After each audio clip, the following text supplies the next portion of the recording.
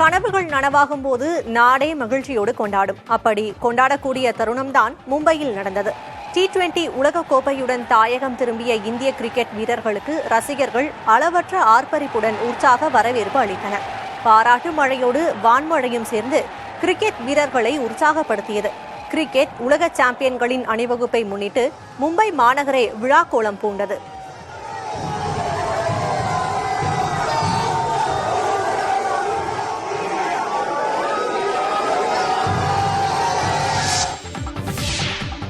விக்கிரவாண்டியில் தேர்தல் பரப்புரை நிறைவடைய இன்னும் 4 நாட்களே உள்ளதால் வேட்பாளர்கள் வாக்கு வேட்டையில் தீவிரம் காட்டி வருகின்றனர்.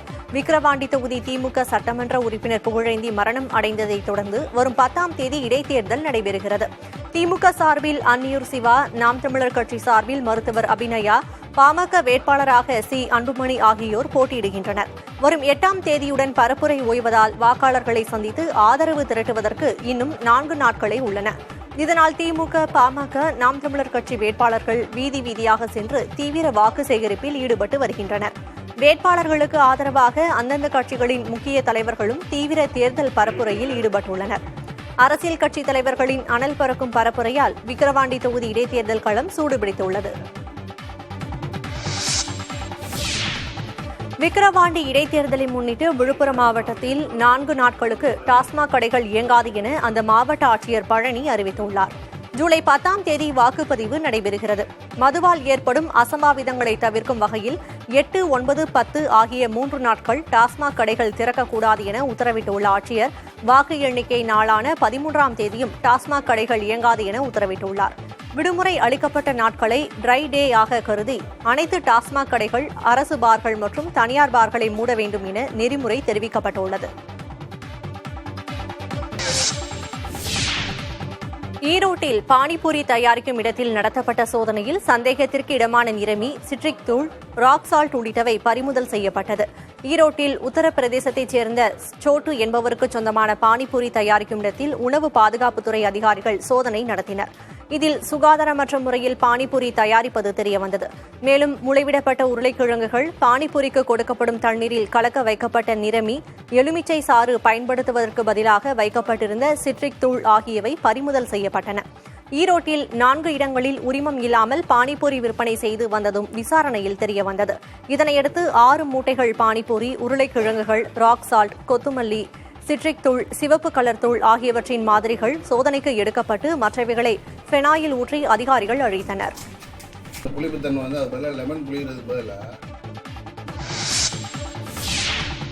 தருமபுரி அருகே பணியிடமாற்றம் பெற்ற தொடக்கப்பள்ளி தலைமை ஆசிரியரை மீண்டும் அதே பள்ளியில் பணியமர்த்த கோரி பள்ளி மாணாக்கர்களும் பெற்றோர்களும் தர்ணா போராட்டத்தில் ஈடுபட்டனர். வகுரப்பம்பட்டி அரசு தொடக்கப்பள்ளியில் தலைமை ஆசிரியர் தமிழ்மணி செங்குட்டையில் உள்ள பணிக்கு பணி மாறுதல் செய்யப்பட்டார். இதனால் வகுரம்பட்டி பள்ளி மாணாக்கர்கள் மட்டுமின்றி அவர்களது பெற்றோர்களும் அதிர்ச்சியடைந்தனர். ஆசிரியர் தமிழ்மணியை அதே பள்ளியில் மீண்டும் பணியமர்த்த வேண்டும் என கூறி பள்ளியின் முன்பு ஆர்ப்பாட்டத்தில் ஈடுபட்டனர். மொரப்பூர் வட்டார கல்வி அலுவலர் உள்ளிட்ட அதிகாரிகள் பள்ளிக்கு வந்து பெற்றோருடன் பேச்சுவார்த்தையில் ஈடுபட்டனர். அதில் சமரசம் ஏற்படாததால் தலைமை ஆசிரியர் தமிழ்மணியே அங்கு வந்து பேச்சுவார்த்தை நடத்தினார். அப்போது அவரும் மாணாக்கர்களும் உணர்ச்சிவசப்பட்டனர். இறுதியில் 1 மாதத்திற்குள் தமிழ்மணியை மீண்டும் அதே பள்ளியில் பணியமர்த்துவதாக அதிகாரிகள் உறுதியளிக்கவே பெற்றோர் மாணாக்கர்களை பள்ளிக்கு அனுப்பிவிட்டு அங்கிருந்து சென்றனர். டேலண்ட் இருக்குது அப்படின்றது நிரூபிச்சு காரணவரை இவர் தான். மாவட்ட லெவலில் ப்ரைஸு, ஒன்றிய லெவலில் ப்ரைஸு, தன் சொந்த செலவிலேயே வந்து பசங்களுக்கு சீருடை வழங்குறது, எதுவும்னாலே தன் பிள்ளைங்களுக்கு அடிப்பட்டால் கூட தன் பிள்ளைங்களுக்கு அடிப்பட்ட மாதிரி ஏதாவது உடம்பு சரியில்லைன்னா கூட வீட்டில் பேரண்ட்ஸ்க்கு அடிப்பட்டாலும் போய் பார்க்கறதுலேருந்து அதிக கேர் எடுத்துக்கினார். இவர் வெறும் வாத்தியாரம் மட்டும் இருந்திருந்தால் நாங்கள் இந்த அளவுக்கு போராட்டம் பண்ண மாட்டோம். ஜார்க்கண்ட் மாநில முதலமைச்சராக ஹேமந்த் சோரன் 3வது முறையாக பதவியேற்றுள்ளார். ஹேமந்த் சோரனுக்கு உயர்நீதிமன்றம் ஜாமீன் வழங்கியதை அடுத்து கடந்த மாதம் 28ஆம் தேதி அவர் வெளியே வந்தார். இதனையடுத்து ஜார்க்கண்ட் முக்தி மோர்ச்சா கட்சியின் சட்டமன்ற உறுப்பினர்கள் கூட்டம் முதலமைச்சர் சம்பாய் சோரன் இல்லத்தில் நடைபெற்றது. இதில் கட்சியின் சட்டப்பேரவை குழு தலைவராக ஹேமந்த் சோரன் மீண்டும் தேர்வு செய்யப்பட்டார். தொடர்ந்து ஜார்க்கண்ட் ஆளுநர் CP ராதாகிருஷ்ணனை சந்தித்து தனது ராஜினாமா கடிதத்தை வழங்கினார் சம்பாய் சோரன். அப்போதே ஹேமந்த் சோரனும் ஆட்சி அமைக்க உரிமை கோரினார். ஆட்சி அமைக்க ஆளுநர் அழைப்பு விடுத்ததை அடுத்து பதவியேற்பு விழா நடைபெற்றது. ராஞ்சியில் உள்ள ஆளுநர் மாளிகையில் நடைபெற்ற விழாவில் ஹேமந்த் சோரன் மீண்டும் முதலமைச்சராக பதவியேற்றுக் கொண்டார். प्रतिज्ञान करता हूं कि मैं विधि द्वारा स्थापित भारत के संविधान के प्रति सच्ची श्रद्धा और निष्ठा. ஆளுநர் CP ராதாகிருஷ்ணன் அவருக்கு பதவி பிரமாணமும் ரகசிய காப்பு பிரமாணமும் செய்து வைத்தார். 120க்கும் அதிகமான உயிர்களை பலி கொண்ட கூட்ட நெரிசல் சம்பவம் தொடர்பாக 2 பெண்கள் உள்ளிட்ட 6 தன்னார்வலர்களை காவல்துறையினர் கைது செய்துள்ளனர். கூட்ட நெரிசல் மரணங்களுக்கு காரணமான பாபா போலே தனி ராணுவத்தையே வைத்து செயல்பட்டு வந்திருப்பது தெரியவந்திருக்கிறது. ஹாத்ரஸ் கூட்ட நெரிசல் சம்பவம் தொடர்பாக சத்சங்க பணியாளர்கள் 6 பேரை காவல்துறையினர் கைது செய்தனர். முக்கிய குற்றவாளியாக அறிவிக்கப்பட்டுள்ள தேவ் பிரகாஷ் மாத்துக்கர் பற்றி துப்பு கொடுப்பவர்களுக்கு 1 லட்சம் ரூபாய் பரிசுத் தொகை அறிவிக்கப்பட்டுள்ளது. போலே பாபாவிடம் தேவைப்பட்டால் விசாரணை நடத்தப்படும் என்று உத்தரப்பிரதேச காவல்துறை தெரிவித்துள்ளது. 80,000 பேர் மட்டும் கலந்து கொள்வார்கள் என அனுமதி பெற்றுவிட்டு 2 லட்சத்திற்கும் அதிகமானோரை சேர்த்ததுதான் இந்த விபத்துக்கு முக்கிய காரணமாக சொல்லப்படுகிறது. இந்த துறவி போலே பாபா தனக்கென்று தனிப்படையையே வைத்து இயங்கி வந்திருக்கிறார். சாமியாரி நிகழ்ச்சிகளுக்காக பாதுகாப்பு ஏற்பாடுகள், அரசு அனுமதி பெறுவது, இடம் தேர்வு என ஒவ்வொன்றுக்கும் ஒவ்வொரு குழுக்கள் அமைத்து செயல்பட்டு வந்திருக்கிறார் போலே பாபா. ஒவ்வொரு படைப்பிரிவுக்கும் ஒவ்வொரு வண்ண உடை அளிக்கப்பட்டிருக்கிறது.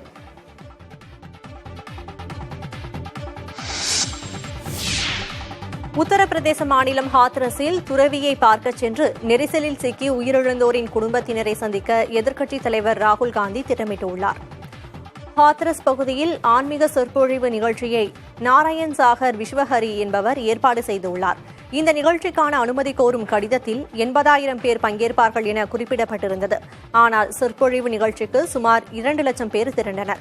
உள்ளே வருவது மற்றும் வெளியேறுவது குறித்த சரியான திட்டமிடல் இல்லாதது, நிகழ்ச்சி ஏற்பாட்டாளர்கள் உரிய பாதுகாப்பு ஏற்பாடு செய்யாதது ஆகிய காரணங்களால் உயிரிழப்புகள் ஏற்பட்டதாக கூறப்படுகிறது. 120க்கும் மேற்பட்டோர் உயிரிழந்த நிலையில் எதிர்க்கட்சித் தலைவர் ராகுல் காந்தி அங்கு செல்வதாக காங்கிரஸ் கட்சியின் பொதுச் செயலாளர் வேணுகோபால் கூறியுள்ளார். நெரிசலில் சிக்கி உயிரிழந்தோரின் குடும்பத்தினரை ராகுல் சந்தித்து ஆறுதல் கூறவுள்ளார். பாரிஸ் ஒலிம்பிக்கில் பங்கேற்கும் இந்திய தடகள வீரர்கள் 27 பேர் கொண்ட பட்டியல் அறிவிக்கப்பட்டுள்ளது. இதில் தமிழகத்தைச் சேர்ந்த 5 பேரும் தேர்வாகியுள்ளனர். ஒலிம்பிக் போட்டிகள் ஜூலை 26ஆம் தேதி முதல் ஆகஸ்ட் 11ஆம் தேதி வரை பாரிஸில் நடைபெறவுள்ளது. இந்நிலையில் இதில் பங்கேற்கும் 27 பேர் கொண்ட இந்திய தடகள வீரர்கள் பட்டியல் அறிவிக்கப்பட்டுள்ளது. இந்த பட்டியலில் தமிழகத்தைச் சேர்ந்த 5 பேர் இடம்பெற்றுள்ளனர்.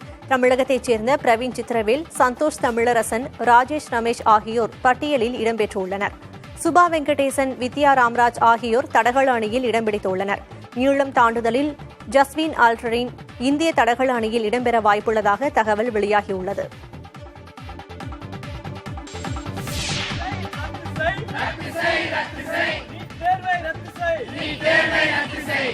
தமிழகத்தில் பல்வேறு பகுதிகளில் நீட் தேர்வை ரத்து செய்ய வலியுறுத்தி அரசு கல்லூரி மாணவர்கள் போராட்டத்தில் ஈடுபட்டனர். புதுக்கோட்டை மாவட்டம் கரம்பக்குடி அருகே அரசு கலைக்கல்லூரியில் பயிலும் 50க்கும் மேற்பட்ட மாணவ மாணவிகள் இந்திய ஜனநாயக மாணவர் சங்கத்துடன் இணைந்து போராட்டத்தில் ஈடுபட்டனர். இதேபோல் மேலூர் அரசு கலைக்கல்லூரியில் நீட் தேர்வு வினாத்தாள் குளறுபடி குறித்து உரிய விசாரணை நடத்த வேண்டும் என கூறி வகுப்புகளை புறக்கணித்து மாணவர்கள் ஆர்ப்பாட்டம் நடத்தினர். திருவாரூர் மாவட்டம் மன்னார்குடி, திருத்துறைப்பூண்டி உள்ளிட்ட அரசு கலை மற்றும் அறிவியல் கல்லூரிகளில் அனைத்து இந்திய மாணவர் பெருமன்றம் சார்பாக நீட் தேர்வை ரத்து செய்ய வலியுறுத்தி ஆர்ப்பாட்டம் நடைபெற்றது. திருச்சி திருவெரும்பூர் அருகே இந்திய மாணவர் சங்கத்தின் சார்பில் மாணவர்கள் நீட் தேர்வுக்கு எதிர்ப்பு தெரிவிக்கும் வகையில் கண்டன வாசகங்கள் அடங்கிய பதாகைகளை கையில் ஏந்தி போராட்டம் நடத்தினர். மேம்பாலம் மற்றும் புதிய தார் சாலை அமைக்கும் பணிகளால் சென்னை பெங்களூரு தேசிய நெடுஞ்சாலையில் கடும் போக்குவரத்து நெரிசல் ஏற்பட்டது. ஆயிரக்கணக்கான வாகனங்கள் செல்லும் இந்த சாலையை 6 வழிச்சாலையாக விரிவாக்கம் செய்யும் பணிகள் 5 ஆண்டுகளுக்கு மேலாக நடைபெற்று வருகிறது.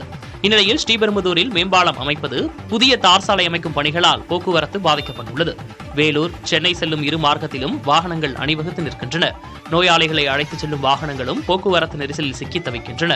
இதுகுறித்து போக்குவரத்து ஆய்வாளர் ரவிச்சந்திரனிடம் கேட்டபோது, இரவு நேரங்களில் புதிய சாலைகளை அமைக்க அறிவுறுத்தியும் பகல் நேரங்களில் நெடுஞ்சாலைத்துறையினர் சாலை அமைப்பதாக கூறினார். மேலும் போக்குவரத்தை சீரமைக்க காவலர்களும் குறைவாக இருப்பதாக தெரிவித்தார். மதுரை மேலூர் அருகே புதிய தலைமுறை செய்தி எதிரொலியால் அரசு உயர்நிலைப் பள்ளிக்கு குடிநீர் விநியோகிக்கப்பட்டது. கொடுக்கம்பட்டி கிராமத்தில் செயல்படும் அரசு உயர்நிலைப் பள்ளியில் 100க்கும் மேற்பட்ட மாணாக்கர் பயின்று வருகின்றனர். இந்த சூழலில் இங்கு கடந்த 3 ஆண்டுகளாக குடிநீரின்றி மாணவர்கள் பெரும் இடையூறை எதிர்கொண்டு வந்தனர். இதுகுறித்து நமது புதிய தலைமுறையில் செய்தி வெளியானதன் எதிரொலியாக ஊராட்சி நிர்வாகத்தால் ஏற்கனவே அமைக்கப்பட்டு செயல்படாமல் இருந்த குடிநீர் குழாய் இணைப்பு சரி செய்யப்பட்டுள்ளது. தற்போது சீராக குடிநீர் வரத் தொடங்கியுள்ளதால் மாணவர்கள் மகிழ்ச்சியடைந்துள்ளனர்.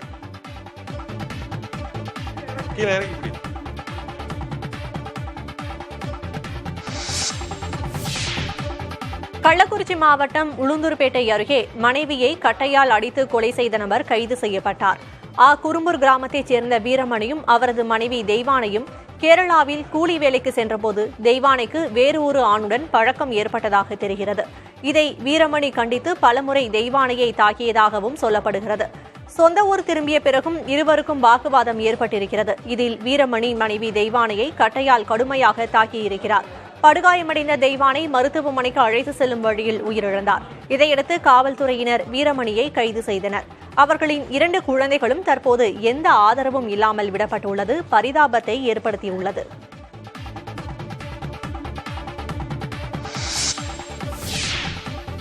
நீலகிரி மாவட்டம் கூடலூரில் பெய்த கனமழை காரணமாக சுமார் 5000 வாழை மரங்கள் சாய்ந்ததால் விவசாயிகள் கவலையடைந்துள்ளனர்.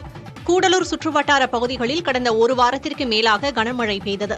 இதனால் அப்பகுதியில் உள்ள விளைபயிர்கள் கடுமையாக சேதமடைந்துள்ளன. குறிப்பாக வாழை, மரவள்ளி, இஞ்சி உள்ளிட்ட பயிர்கள் பாதிக்கப்பட்டுள்ளன.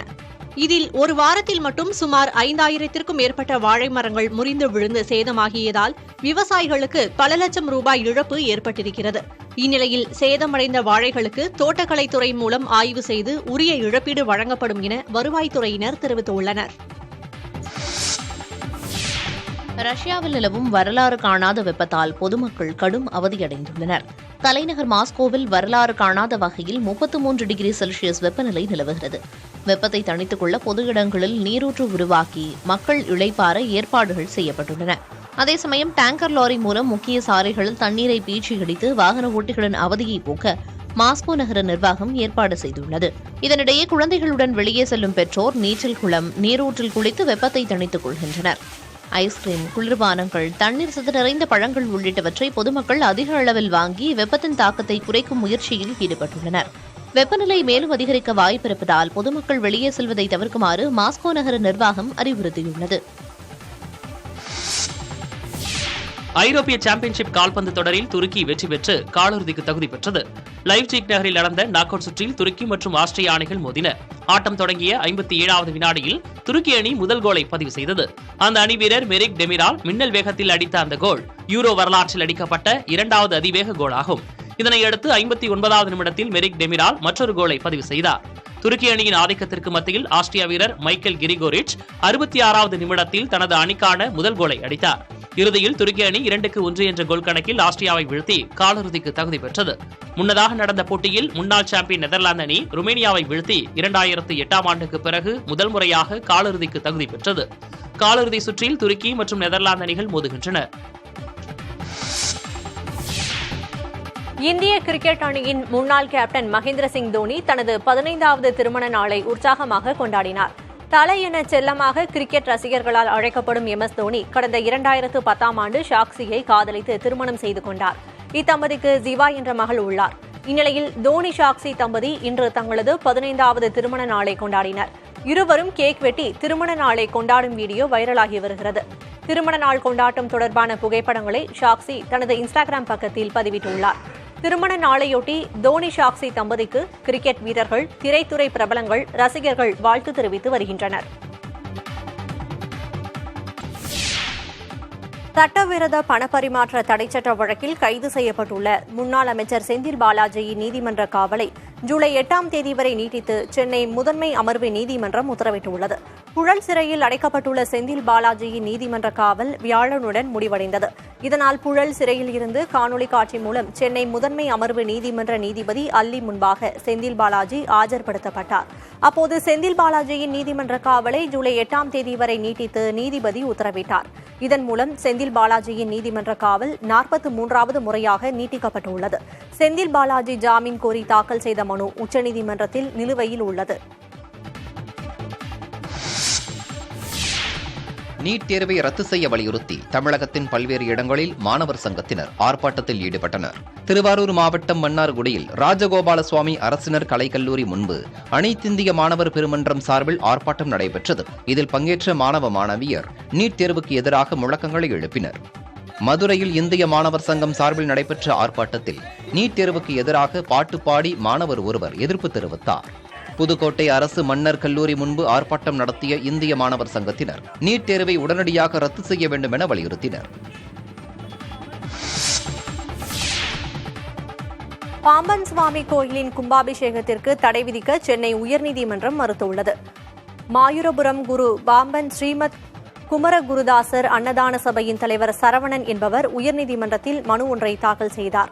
அந்த மனுவில் பாம்பன் கோயில் அறநிலையத்துறையின் கட்டுப்பாட்டின் கீழ் எடுத்துக் கொள்ளப்பட்டதற்கு எதிராக பல வழக்குகள் நிலுவையில் உள்ளதாக குறிப்பிட்டார். பாம்பன் சுவாமிகளின் சமாதியில் கோயிலை உருவாக்கி வரும் 12ஆம் தேதி கும்பாபிஷேகம் செய்ய அறநிலையத்துறை அறிவிப்பு வெளியிட்டுள்ளதாக தெரிவித்துள்ளார். இந்த விழாவுக்கு தடை விதிக்க வேண்டும் என மனுதாரர் தரப்பில் கோரிக்கை வைக்கப்பட்டுள்ளது. இந்நிலையில் இந்த வழக்கு விசாரணைக்கு வந்தபோது கும்பாபிஷேகம் நடத்த எந்த தடையும் இல்லை என்றும் திட்டமிட்டபடி விழாவை நடத்தலாம் என்றும் நீதிபதி உத்தரவிட்டார். இவ்விழாவின் போது சட்டம் ஒழுங்கு பிரச்சினை ஏற்பட்டால் தகுந்த நடவடிக்கை எடுக்க வேண்டும் என காவல்துறைக்கு உத்தரவிட்டுள்ளார்.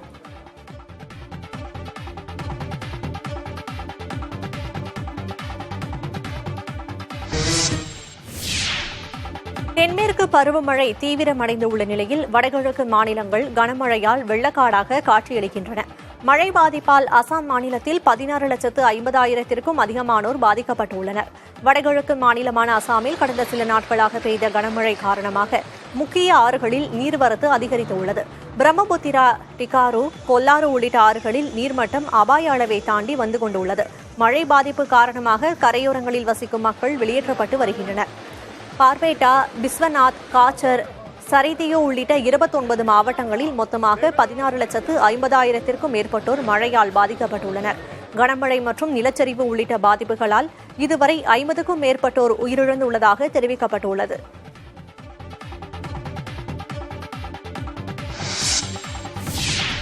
இந்திய வானிலை ஆய்வு மையம் வெளியிட்டுள்ள அறிக்கையில் டெல்லி மற்றும் சுற்றுவட்டார பகுதிகளில் மிதமான மழைக்கு வாய்ப்புள்ளதால் மஞ்சள் எச்சரிக்கை விடுக்கப்பட்டுள்ளது.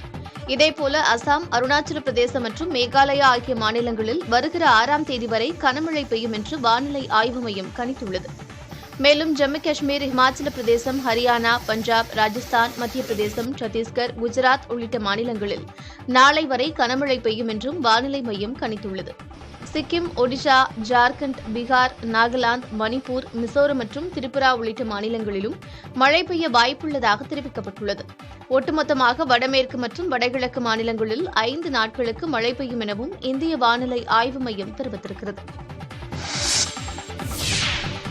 இந்திய பங்குச்சந்தைகள் வரலாறு காணாத உச்சத்தில் வர்த்தகத்தை நிறைவு செய்தன. மும்பை பங்குச்சந்தையின் சென்செக்ஸ் 62 புள்ளிகள் உயர்ந்து 80,049 என்ற புள்ளிகளில் வர்த்தகத்தை நிறைவு செய்தது. வர்த்தகத்தின் இடையில் 405 புள்ளிகள் ஏற்றம் கண்டு 80,392 புள்ளிகள் என்ற புதிய உச்சத்தை பதிவு செய்தது. தேசிய பங்குச்சந்தையின் நிப்டி 15 புள்ளிகள் அதிகரித்து 24,302 புள்ளிகளில் முடிவடைந்தது.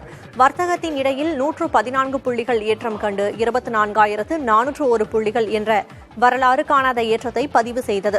சந்தை மதிப்பு மிக்க ஐசிஐசிஐ வங்கி, இன்ஃபோசிஸ், டிசிஎஸ் உள்ளிட்ட நிறுவன பங்குகள் ஏற்றத்துடன் காணப்பட்டன. அமெரிக்கா, ஐரோப்பா மற்றும் மற்ற ஆசிய பங்குச்சந்தைகளில் காணப்பட்ட ஏற்றமும் இந்திய பங்குச்சந்தைகளில் எதிரொலித்தது. அந்நிய முதலீட்டாளர்கள் புதனன்று 5,483 கோடி மதிப்பில் பங்குகளில் முதலீடு செய்திருந்ததாக புள்ளி விவரங்கள் கூறுகின்றன. பிரிட்டன் நாடாளுமன்ற தேர்தலுக்கான வாக்குப்பதிவு நடைபெறும் நிலையில் ரிஷி சுனக்கின் கன்சர்வேட்டிவ் கட்சி ஆட்சியை தக்க வைக்குமா, தொழிலாளர் கட்சி மீண்டும் ஆட்சி கட்டிலில் ஏறுமா என்ற கேள்விக்கு வாக்காளர்கள் விடையளித்துக் கொண்டிருக்கிறார்கள். 650 தொகுதிகளை கொண்ட பிரிட்டன் நாடாளுமன்றத்திற்கான தேர்தலில் கன்சர்வேட்டிவ் மற்றும் தொழிலாளர் கட்சிகள் இடையே நேரடி போட்டி நிலவுகிறது. Liberal democrats, green party, Scottish national party, SDLP, democratic unionist party, Sinn Fein, Plaid Cymru, the anti immigration reform party மற்றும் ஏராளமான சுயேட்சைகள் தேர்தல் களத்தில் உள்ளனர். வாக்குப்பதிவுக்காக 40,000 வாக்குச்சாவடி மையங்கள் அமைக்கப்பட்டிருந்தன. 4,60,00,000 வாக்காளர்கள் வாக்களித்து தங்களை ஆட்சி செய்வோரை தீர்மானிக்கும் இந்த தேர்தலில் இந்திய வம்சாவளி பிரதமரான ரிஷி சுனக் வெற்றி பெறுவது கடினமாக கருதப்படுகிறது. இங்கிலாந்து, ஸ்காட்லாந்து, வேல்ஸ் மற்றும் நார்தர்ன் அயர்லாந்தின் 150 தொகுதிகளில் நடக்கும் இந்த தேர்தலில் 326 தொகுதிகளில் வெற்றி பெறும் கட்சி ஆட்சியை பிடிக்கும்.